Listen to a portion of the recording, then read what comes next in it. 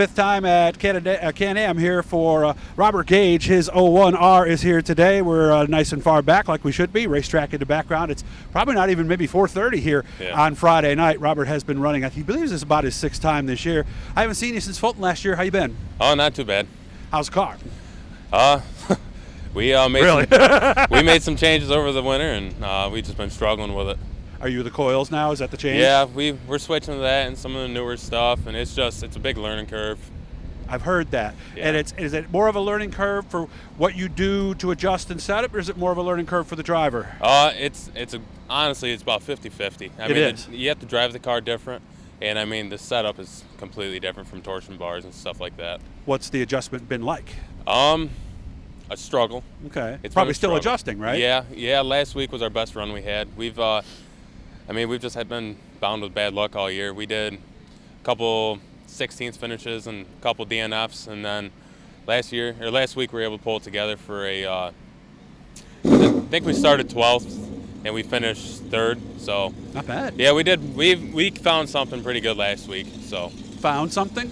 Well, yeah, we had some binds in the car, and it's just been some struggles. Mm-hmm. But it got to the point I like to try to do as much as I can on my own. Yeah. And then it got to the point where I ended up having to cave in, and I had to go ask some people for some help. And okay.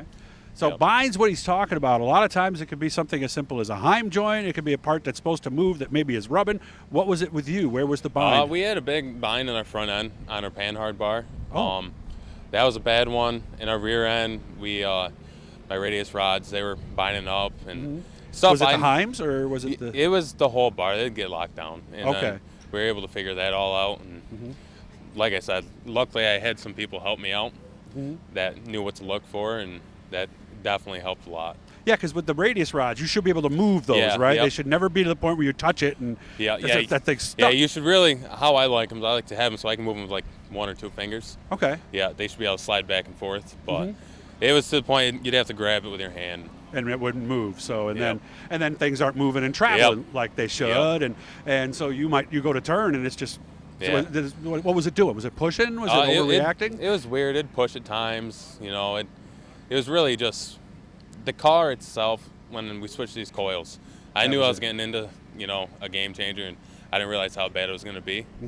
I asked all winter. I was asking, getting everything I needed, and then finally I ended up going down to Scott Jeffries, and we were able to get everything squared away. Walk me through this. What am I doing, right? Yeah, they were awesome. I mean, they were telling me, what to look for, stuff like that, and it just definitely helped out. Now, do they put you underneath the rear end of another car to show you, or how do they do that? They didn't do that. Like I said, they really just had me look through everything, and they told me what to look for and some measurements I should have and stuff like that. It really helped pull it together. Okay. Now, so people will be coming here in under a month who have not been here all year. And, of course, the big thing during the off-season was the changes to the racetrack, shortened a little bit. They're saying maybe 4/10, 4/9, maybe something like that. How much different is you? Because from what I could tell, 1 and 2 looks about the same, maybe a little wider, but 3 and 4 looks different. Is that about right? Yeah. 3 and 4, you're not – last year, 3 and 4, you could really – it was a big, wide sweep and turn, and this year there's quite a bit more banking there. I think it makes for a lot better racing because it's not so much 1 lane or 2 lane track. I mean, most nights it's fast just about everywhere you go. Well, let's go to the feature. Walk me around the racetrack. Are you boarded all the way into turn 1 most of the time? Do you lift a little bit? How do you get into turn 1? Turn 1, it varies. It varies a lot. Really on track conditions. I mean, if it's going to be going, and it's a slick track, I'll probably start shutting it down a little earlier on the bottom, But, I mean, if it's a tacky track, or even if it's a slick track and there's bite up top, I pretty much, within the first 5 laps, I'm never the fastest car. Really? Because I normally take a couple laps to sort of get used to the track and find the fast lanes and go from there. How about 3? Because I understand if you run the top versus the bottom, it's different. Yeah, on the bottom coming in turn 3, you really got to shut it down a little more because it's more of a hairpin turn. But when you run the top, you can really help stretch it out. And do you have to brake going into 3 now? You do. You do. But it's not anything drastic. Okay. Did you brake last year? Let's put it that way. I'd say about the same amount. Okay. Because if not a little less this year, only because there's a little more banking to help hold you. Okay, well, let's simplify the question then. If you came here tonight and you had been here last year and nobody said anything at all, would you know it was different?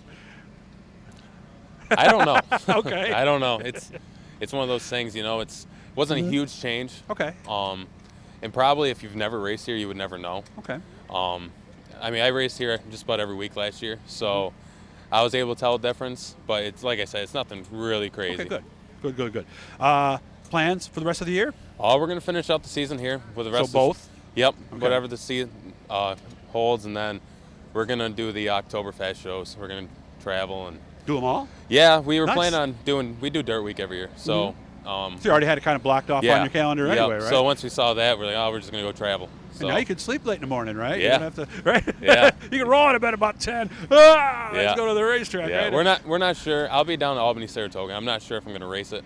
Okay. Only It's a fun 'cause- track. You should try Yeah, it. I heard it's a lot of fun. Yeah, the only it problem is. is Kind of like Brewerton, but kind of like Weedsport, but not. yeah, the only problem I have with that is it'd be hard only on Tuesday because I'm working half a day on Tuesday. Okay. So Gotcha. that'd be a hard one. And it's not like it's just a few miles down the Yeah, road. yeah, so. it's roughly 3 hours from my house. So Where are you? I'm right in pretty Hannibal, but it's 10 Okay. minutes from Oswego. All right. Well, good to see you. I wish you all the best. Robert is already a subscriber, so he has already hit that blue E down in the corner. And thank you, by the way, Yep. for doing that. So join Robert, become a subscriber, click on that, and of course, like and share. And you're on Facebook, right? Yep. I'll make sure I put this on your page.